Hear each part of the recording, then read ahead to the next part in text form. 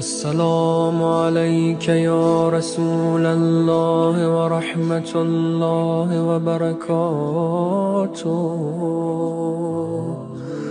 السلام عليك يا محمد بن عبد الله. السلام عليك يا خيرة الله. السلام عليك يا حبيب الله. السلام عليك يا صفوة الله. السلام عليك يا أمين الله.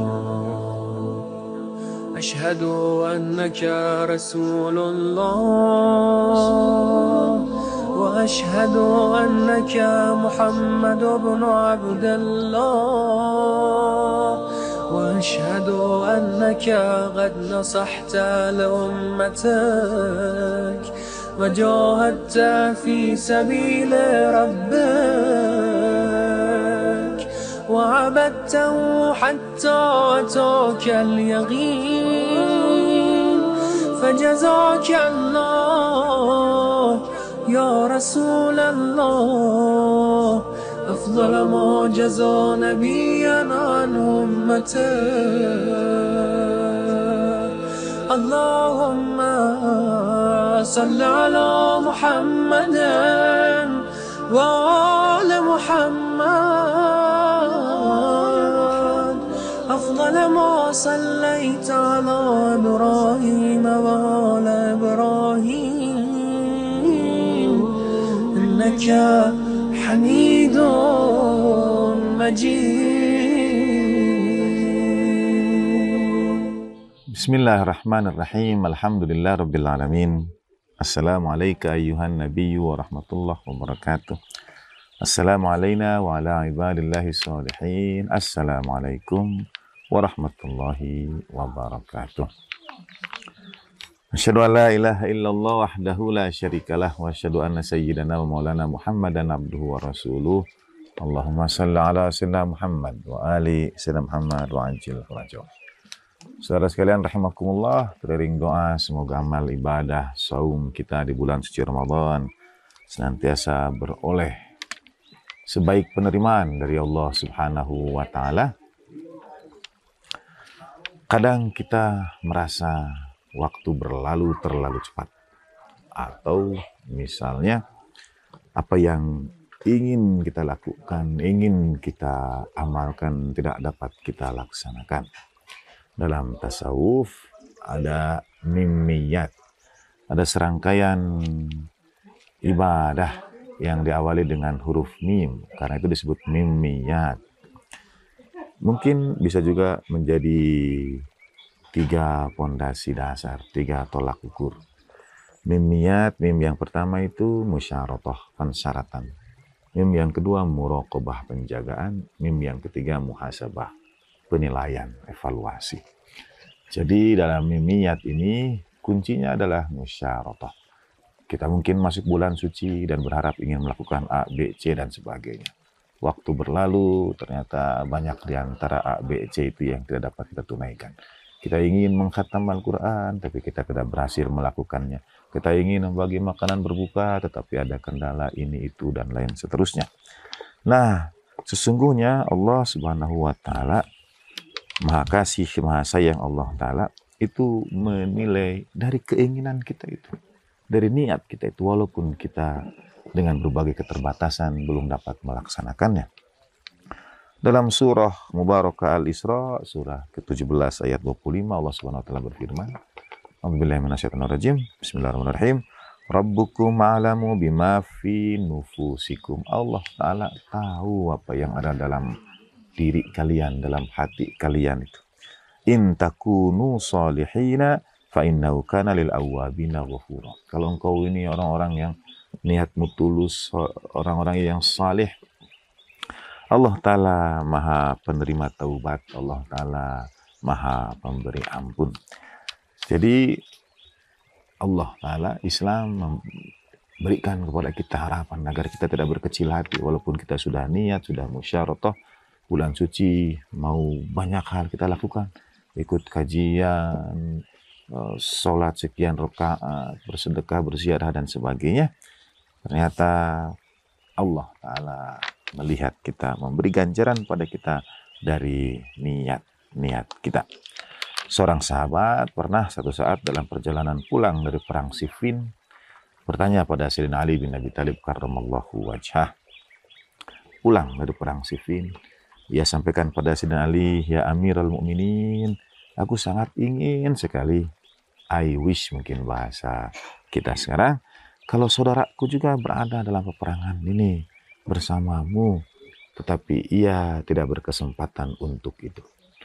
Sahabat ini membantu Sayyidina Ali bin Abi Thalib karramallahu wajhah menyertai Sayyidina Ali pada peperangan Siffin dan berharap besar saudaranya juga ada bersamanya, saudara yang sangat dicintainya, karena ia tahu pahala, keberkahan dan segala hal yang Allah telah janjikan sebagai pejuang fi sabilillah. Mendengar harapan atau mendengar yang disampaikan oleh sahabat ini, Sayyidina Ali bertanya karramallahu wajhah, niatnya bagaimana? Keinginannya seperti apa? Apakah saudaramu itu tidak dapat berangkat di dalam peperangan ini karena ada uzur, karena ada alasan yang dimaklumkan, ataukah karena ketiadaan uzur, ketiadaan alasan? Kalau ia ma'dzur, kalau ia memang tidak ikut itu karena alasan yang dibenarkan, karena uzur, dan sesungguhnya niat yang ia miliki itu menyertakannya bersama kita. Sahabat ini bertanya, ya Amirul Mukminin, demikian niat sahabat, niat saudara itu, dia memang sangat ingin untuk berjuang, berangkat bersamamu. Imam kembali menjawab, bukan hanya saudaramu itu bersama kita, tetapi setiap orang yang masih dalam rahim. Ini kalimat Sayyidina Ali yang juga pernah disampaikan beliau kepada, dalam konteks yang lain, kepada orang-orang yang berseberangan pendapat, bahkan merangi dan memusuhi Sayyidina Ali. Tapi dalam konteks ini disampaikan kepada orang yang mengikuti dan satu niat dalam kebersamaan dengan Sayyidina Ali.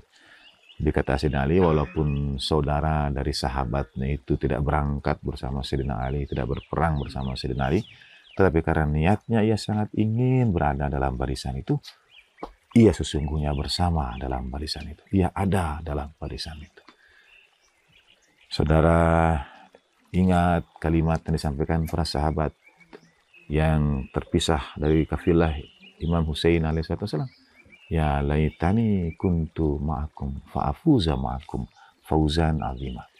Kalimat itu mewujud menurut riwayat Sayyidina Ali bin Abi Thalib ini selama niat itu tulus, niat itu benar-benar ada keinginan besar, bukan hanya mereka bersama kita, sebagaimana jawaban Sayyidina Ali pada sahabat ini, melainkan juga mereka yang masih berada dalam rahim-rahim ibunda mereka, yang masih berada dalam sulbi ayah-ayah mereka, hingga hari kiamat. Siapapun yang punya niat yang sama dengan kebersamaan kita di medan juang ini, mereka bersama kita. Ini kalimat Sayyidina Ali bin Abi Thalib karramallahu wajhah. Jadi niat itu yang memberikan jawaban, yang menjadi kunci. Saudara tidak hadir di perang Badar, tidak hadir di perang Uhud, tidak hadir di perang Khandaq, perang Khaybar, tidak hadir di padang Karbala. Dan ketika mengucapkan kalimat ya laitana kunna ma'akum fanafuza ma'akum fauzan azima, bergantung pada niat saudara. Selama niat itu tulus diperjuangkan sebagaimana yang disampaikan dalam riwayat baginda Nabi SAW atau dalam wasiat baginda Nabi pada sahabat Abu Dzar, humma bil hasanah wa in lam ta'malha likaila tuktab minal ghafilin. Punya niat, berusaha untuk itu, karena walaupun engkau mungkin tidak diberi kesempatan mengamalkannya, engkau tidak dicatat termasuk orang-orang yang lalai. Jadi Islam, walaupun bulan suci mungkin sekian hari berlalu dan banyak hal yang tidak dapat kita amalkan, niatnya insya Allah Allah Ta'ala tuliskan kita tidak termasuk orang-orang yang lalai. Wassalamualaikum warahmatullahi wabarakatuh. Walhamdulillahirabbil alamin wa lakum minkum wa ma taufiqi illa billah alaihi tawakkaltu wa ilaihi unib. Wassalamualaikum warahmatullahi wabarakatuh.